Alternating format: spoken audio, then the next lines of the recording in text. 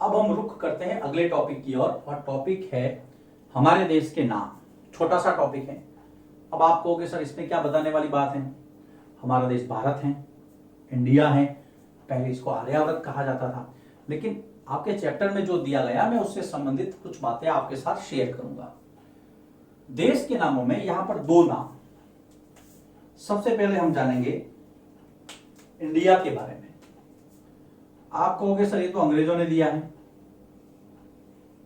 बिल्कुल गलत, अंग्रेजों ने नहीं दिया। इसको देने वाले कौन थे, इसके बारे में मैं आपसे चर्चा करता हूं। एक्चुअल में दोस्तों इंडिया शब्द जो है वो इंडस से निकला है। जो इंडिया शब्द है, इंडिया शब्द इंडस से निकला है। इंडस से निकला है। इंडस एक नदी का नाम है और उसके बारे में मैंने आपको बताया है। इंडस यहां पर सिंधु नदी के लिए इस्तेमाल किया गया है। इसका मतलब हमारे देश के नामकरण में सिंधु नदी का बहुत बड़ा योगदान है। बिल्कुल है। इंडस सिंधु नदी के लिए इस्तेमाल किया जाए, जो एक संस्कृत शब्द है भारत के। देखिए ये इंडिया है, यहां पर इस तरह से ये नॉर्थ ईस्ट, इस तरह ये भारत का उपमहाद्वीप का चित्र है। इस दिशा में जो उत्तर पश्चिम से जो लोग आए, ये उत्तर पश्चिम क्षेत्र है। ये पूर्वोत्तर है, ये उत्तर पश्चिम है। उत्तर पश्चिम से जो लोग आए, भारत के उत्तर पश्चिम से आने वाले जो जातियां थी, जिसमें ईरानी और यूनानी, समझिए इसको। यहां लिखता हूं मैं भारतीय उपमहाद्वीप, अभी भी भारत नहीं, अभी उपमहाद्वीप, सब कॉन्टिनेंट शब्द यूज कर रहा हूं मैं। भारतीय उपमहाद्वीप, जिसके अंदर आज का पाकिस्तान, अफगानिस्तान, भारत, बर्मा, नेपाल, बांग्लादेश, ये सारे शामिल थे। इसको मिला के भारतीय उपमहाद्वीप, इंडियन सब कॉन्टिनेंट कहा जाता था। आज भी कहा जाता है, लेकिन आजकल फिर सब देश अलग अलग स्वतंत्र राष्ट्र हैं। तो भारतीय उपमहाद्वीप के कहां से, उत्तर पश्चिम से आने वाले कौन कौन, दो नाम याद रखने आपको, ईरानी और यूनानी। ईरानियों तथा यूनानियों, भारत के उत्तर पश्चिम से आने वाले ईरानी और यूनानी। उत्तर पश्चिम ये है, यहां पर दो नाम, ईरानी और यूनानी, बहुवचन में मैंने यों लिखा है इसके पीछे। इन लोगों ने सिंधु नदी को हिंदोस कहा। क्या कहा, हिंदोस या इंदोस। भारतीय उपमहाद्वीप के उत्तर पश्चिम से आने वाले ईरानियों और यूनानियों ने सिंधु नदी, जिसको आप इंडस कहते हैं, को हिंदोस या इंदोस, दोनों में से कोई भी। अब आप कहोगे सर इन्होंने तो सिंधु नदी को कहा, तो इंडिया कहां से आ गया। लेकिन सिंधु के पूर्व में जो ये सिंधु नदी है, ये इसकी सहायक नदियां है, इसके पूर्व दिशा में, इसके पूर्व का जो भी भूखंड था, इसको इन्होंने नाम दिया। जो भूमि थी, यूनानियों ने सिंधु नदी को हिंदोस कहा, और सिंधु के पूर्व में, सिंधु के पूर्व या पूर्व दिशा में स्थित भूखंड को या भाग को क्या कहा, इंडिया कहा। अब पते की बात यह है, भारत को इंडिया नाम किसने दिया। भारत को इंडिया नाम दिया ईरानियों और यूनानियों ने। अंग्रेजों की तरफ मत चले जाना। बिल्कुल सही प्रश्न है ये, और सही जवाब देना है आपको। इंडिया कहने वाला ईरानी और यूनानी, नाम पड़ा सिंधु नदी पे, इसकी पूर्व दिशा में जो भूखंड स्थित था उसको इंडिया कहा। ईरानी और यूनानी, इंडिया। अब हम दूसरे शब्द को लेते हैं। इंडिया क्लियर हो गया। सिंधु नदी, इंडस, सिंधु, यूनानी, ईरानी, सिंधु, पूर्व दिशा में स्थित भूखंड। अब हम बात करते हैं दूसरा, भारत। बहुत प्यारा नाम है, नाम सुनते ही गर्व होता है। कहां से आया है नाम? भारत नाम ये भारत के उत्तर पश्चिम में, भारत के उत्तर पश्चिम में एक समूह रहता था भरत नाम का। भरत नाम का समूह, जिसको कुल कहा गया ऋग्वेद में।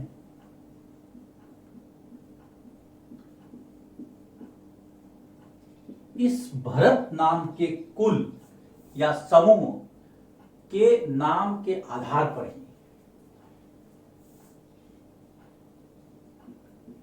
भरत के आधार पर संबंधित भूमि को क्या कहा गया? भारत नाम दिया गया, भारत कहा गया। और इसका जो वर्णन है, भरत नाम का जो समूह है, इसका वर्णन हमें ऋग्वेद में मिलता है।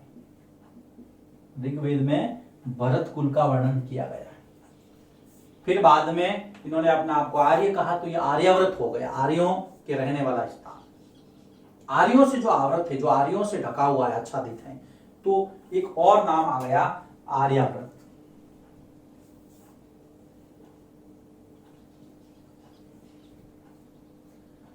तो भारत नाम किसके नाम पे पड़ा बेटा? भारत नाम पड़ा एक भरत कुल समूह, जिसका वर्णन हमें ऋग्वेद में मिलता है, उसके नाम पे इसका नाम भारत पड़ा। और इसकी संतान को कहा गया भारती।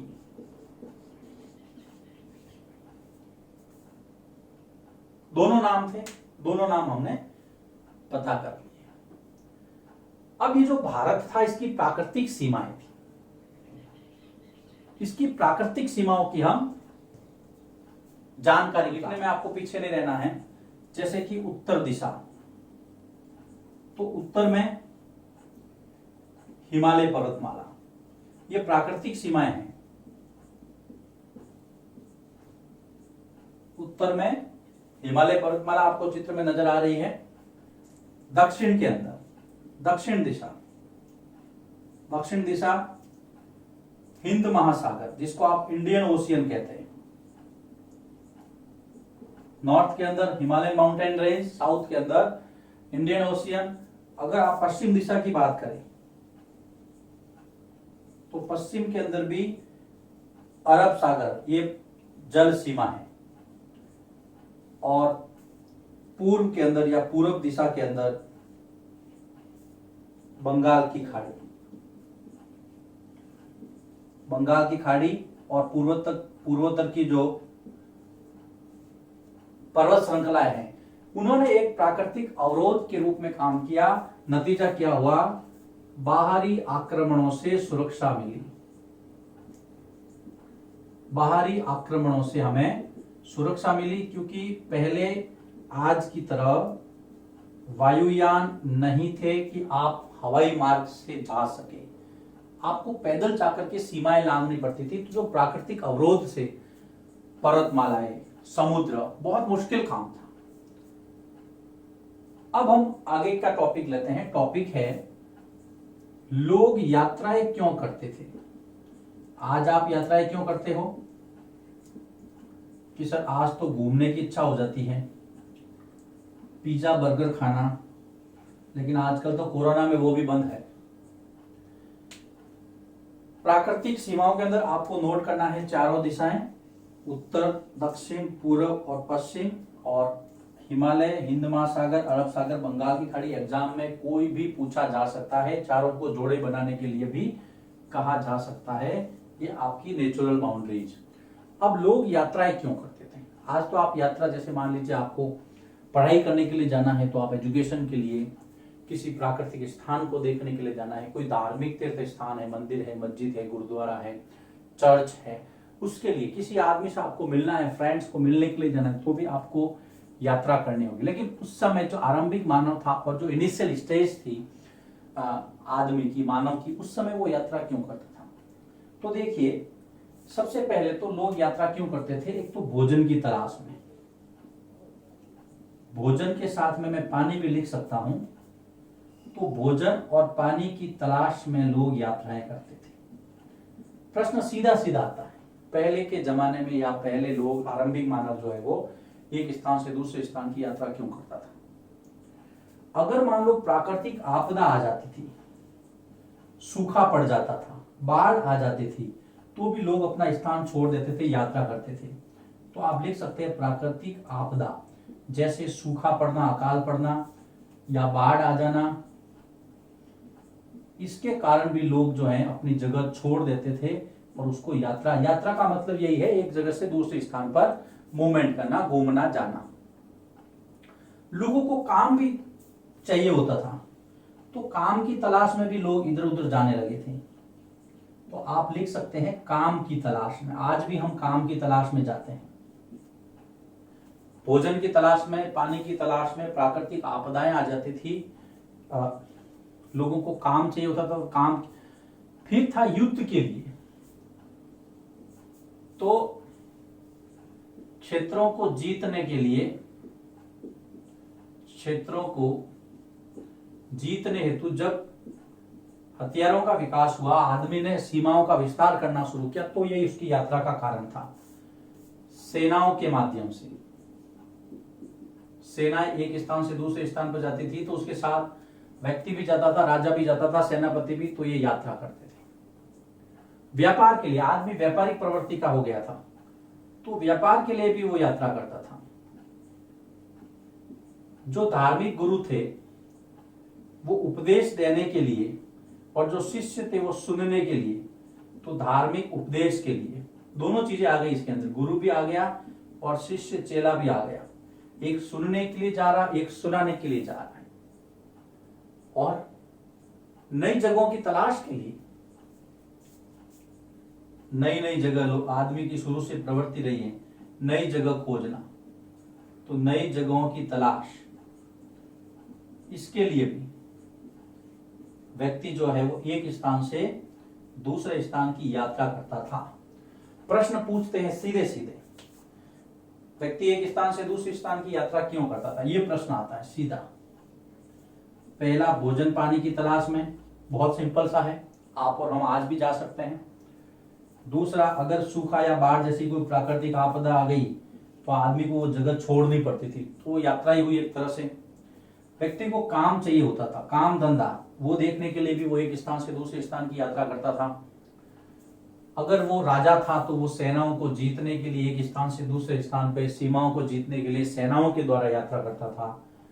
अगर वो व्यापारी था तो व्यापार के लिए, अगर वो धार्मिक प्रवृत्ति का था, उपदेश देता था या सुनता था, तो भी एक स्थान से दूसरे स्थान पर जाता था। अगर उसको शौक था नई जगहों की तलाश के लिए, तो भी, तो ये 7 बिंदु है। प्रश्न आ सकता है आज आप यात्रा किसके लिए करते हैं? तो जब मैंने ये टॉपिक शुरू किया था तो उसके पहले कुछ बातें की थी, आप उनको देखें, सुने और लिखें। ये प्राकृतिक सीमाएं और व्यक्ति यात्रा क्यों करता था, अपना स्थान क्यों बदलता था। अब हम टॉपिक को आगे बढ़ाते हैं, चैप्टर को आगे बढ़ाते हैं और दूसरा टॉपिक लेते हैं कि अतीत के बारे में हम जानते कैसे, हमारे पास क्या क्या स्रोत है, क्या क्या सोर्स है जिसके बारे में हम जानते हैं। उसमें 2 स्रोत मुख्य रूप से हैं, एक पांडुलिपियां और दूसरा है अभिलेख। दोनों के बारे में हम अलग अलग जानकारी प्राप्त करेंगे। देखिए इसको, फिर मैं आगे बढ़ता हूं। स्रोत जो पहला बताया गया है इसको हम कहते हैं पांडुलिपि। आपको चित्र में पांडुलिपि नजर आ रहा है, नजर आ रही है। पांडुलिपि जिसको अंग्रेजी में इसको मैन्यूस्क्रिप्ट्स कहते हैं। मैन्यूस्क्रिप्ट या मैन्यूस्क्रिप्ट्स, पांडुलिपियां अंग्रेजी शब्द है मैन्यूस्क्रिप्ट। स्क्रिप्ट लिखना आपने कई बार शब्द सुना होगा। ये जो मैन्यूस्क्रिप्ट शब्द अंग्रेजी भाषा का है, ये लैटिन शब्द, लैटिन भाषा के मेनू से बना है। और मेनू का मतलब होता है हाथ। मेनू का मतलब क्या होता है बेटा? हाथ। इसका मतलब होता है कि पांडुलिपि का मतलब क्या हो गया? पांडुलिपि का अर्थ हो गया हाथ से लिखा गया या हाथ से लिखी गई। प्रिंटिंग प्रेस तो थी नहीं उस समय, तो हाथ से लिखते थे। लिपि भी ऐसी थी, अक्षर भी ऐसे थे कि बहुत कम लोग समझ पाते थे। फिर से देखिए, हम टॉपिक शुरू किया है हमने पांडुलिपि। हम पढ़ रहे हैं अतीत के बारे में कैसे जाने। सबसे पहला मैंने बताया आपको पांडुलिपि, जिसको इंग्लिश में मैन्यूस्क्रिप्ट कहा गया। मैन्यूस्क्रिप्ट शब्द अंग्रेजी का है जो कि लैटिन शब्द मेनू से बना है। मेनू का मतलब होता है हाथ। इस बात को आपको समझना है। मेनू का मतलब हाथ है, हाथ से लिखी गई उसको पांडुलिपि कहते हैं। अब हम इसको आगे बढ़ाते हैं। पांडुलिपि लिखी किस पर जाती थी? जो आपने पहले चित्र देखा था यहाँ पर, उसके अंदर ऐसा लगता था कि किसी पत्ते के ऊपर वो लिखी गई है। तो ये या तो ताड़ के पत्रों पर, देखो पांडुलिपि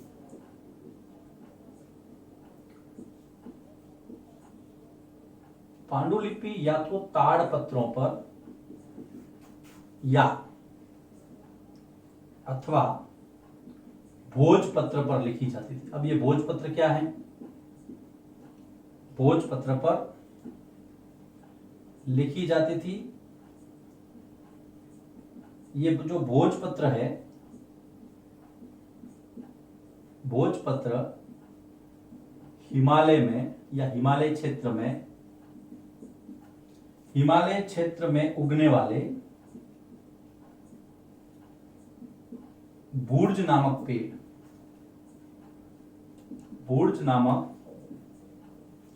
पेड़ की छाल से तैयार होता था। उस समय की किताबें थी, ये पेपर थे। तो या तो भोजपत्र या ताड़ के पत्तों पर, और जो भोजपत्र है वो किससे तैयार होता था? बूर्ज नामक पेड़ की जो छाल है। और बूर्ज नामक पेड़ जो है वो कहां पाया जाता था? हिमालय क्षेत्र में। ये प्रश्न कई बार आता है। पांडुलिपियां देखो या तो ताड़ पत्रों पे नहीं, तो दूसरा जो मैंने बताया आपको, भोजपत्रों पर लिखी जाती थी। और जो भोजपत्र है वो हिमालय में उगने वाले बूर्ज नामक पेड़ की छाल से तैयार करके लिखे जाते थे। ये तो आपने पता किया कि पांडुलिपि है क्या, इसका शब्द उत्पत्ति कैसे हुई है, किसके ऊपर लिखी जाती थी। लेकिन इसके अंदर था क्या? पहले इसकी भाषा क्या थी? ये कौन कौन सी भाषाओं में हमें मिली है? तो पांडुलिपियां जो है वो देखिए, संस्कृत, प्राकृत और तमिल, अधिकतर इन भाषाओं में मिली है। उस समय जो प्राकृत जो है वो आम लोगों की भाषा थी, जो जन सामान्य है। आम लोगों की भाषा। आम का मतलब मैंगो मत समझ लेना, यहाँ पे कई कई मैंगो पीपल, आम लोग, मैंगो पीपल नहीं। आम लोग का मतलब है जन सामान्य, जो पढ़ा लिखा नहीं था। संस्कृत कौन बोलता था? ब्राह्मण तथा पढ़े लिखे जो लोग थे वो संस्कृत बोलते थे। तो ब्राह्मण और पढ़े लिखे लोगों की भाषा तो हो गई संस्कृत। आम लोगों की भाषा है प्राकृत। तमिल भी इस्तेमाल करते थे लोग, आम आदमी। तो यहाँ पर तीन भाषाओं में, संस्कृत, प्राकृत और तमिल, तीन भाषाओं में पांडुलिपियां मिली है। इस बात को आपको ध्यान रखना है। कौन कौन सी भाषाओं में मिली है फिर से देखिए। संस्कृत जो कि ब्राह्मणों की भाषा थी, प्राकृत जो कि आम आदमी बोलते थे, और तमिल। ज्यादातर तीन भाषाओं का जिक्र आपकी पुस्तक में किया गया है। अब पांडुलिपियों में था क्या? पांडुलिपियों से हमें क्या क्या पता चलता है? तो देखिए, पांडुलिपियों में एक तो उस समय की जो धार्मिक मान्यताएं थी, मैं यहां लिखा। पांडुलिपियों से हमें क्या क्या पता चलता था? एक तो उस समय की धार्मिक मान्यताएं कि लोग धर्म से संबंधित कौन कौन से कार्य करते थे, रीति रिवाज क्या थे उनके। लोगों के व्यवहार, लोगों के व्यवहार क्या क्या थे, लोग कैसे एक दूसरे से डील करते थे। उस समय का साइंस और उस समय की जो मेडिसिन, औषधियां और विज्ञान, उस समय की मेडिसिन कैसी थी, औषधियां, ये भी पांडुलिपियों पर लिखा गया है। उस समय का साइंस, कैसे रिसर्च होते थे, इसकी भी पांडुलिपियां हमें मिली हैं। इसके अलावा उस समय का जो राज्य वर्ग था, जो राजा लोग थे, जो शासक वर्ग, सॉरी, राजाओं की जीवन, राजाओं का जीवन कैसा था वो भी हमें पता चलता है। और जन सामान्य, जो सामान्य मनुष्य था वो क्या करता था, क्या सोचता। अगर आपको एग्जाम में पूछ रहे कि पांडुलिपियों से आपको क्या क्या पता चलता है, तो आराम से आपको लिखना है जैसे उस समय की धार्मिक मान्यताएं, लोगों का व्यवहार, औषधियां, मेडिसिन और साइंस, विज्ञान, राजाओं का जीवन और जन सामान्य। 5 बिंदु काफी हैं। पांडुलिपि वाला टॉपिक यहां पे पूरा होता है। देखो क्या है इसके अंदर, पांडुलिपि है क्या, अंग्रेजी में इसको मैन्युस्क्रिप्ट्स कहते हैं। ये लैटिन भाषा के मेनू से निकला है। मेनू का मतलब होता है हाथ, इसका मतलब पांडुलिपि का मतलब हो गया हाथ से लिखी गई, हस्तलिखित बोलते हैं उसको। ये हमें संस्कृत, प्राकृत और तमिल भाषाओं में मिली है। संस्कृत उस समय के ब्राह्मण और पढ़े लिखे लोग बोलते थे, प्राकृत आम लोगों की भाषा थी और साथ में लोग तमिल भी बोलते थे।